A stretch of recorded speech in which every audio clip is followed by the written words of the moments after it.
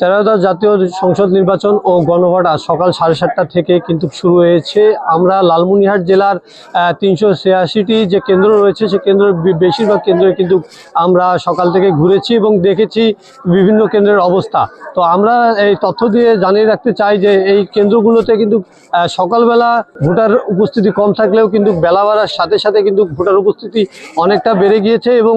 ভোটারদের সাথে আমরা কথা বলে জানতে পেরেছি তারা নির্বিঘ্নে ভোট সেন্টারে এসে ভোট দিতে পারছেন এবং তারা নির্বিঘ্নে আবার বাসায়ও ফিরে যেতে পারছেন এবং ভোট সেন্টারে কিন্তু কোনো রকম এই পর্যন্ত আমরা কোনো সহিংসতা বা কোনো রকম ঝামেলা দেখিনি এবং আইন শৃঙ্খলা রক্ষাকারী বাহিনী যারা নিয়োজিত আছেন তারা কিন্তু তাদের দায়িত্ব কঠোরভাবে পালন করছেন এবং কোনো রকম গণ্ডগোল কিন্তু তারা হতে দিচ্ছেন না এবং তারা দায়িত্ব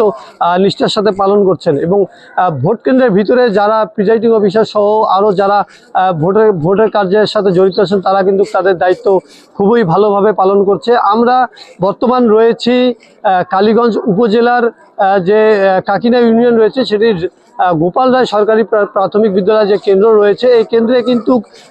পুরুষের থেকে নারী ভোটার উপস্থিতি অনেক বেশি আমরা লক্ষ্য করতেছি এবং এখানে কিন্তু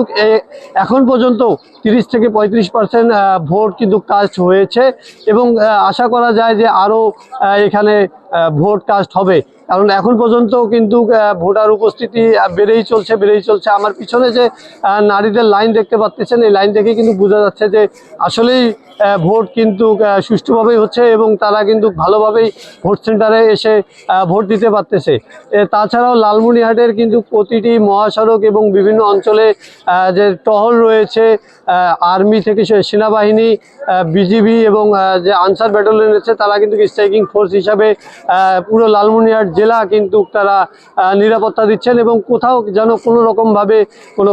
সমস্যা সৃষ্টি না হয়, কোনো সহিংসতা সৃষ্টি না হয় সে ব্যাপারে তারা কিন্তু কঠোরভাবে দায়িত্ব পালন করে যাচ্ছেন। তো এই ছিল লালমনিরহাট থেকে আমার কাছে সর্বশেষ ভোটের খবরাখবর।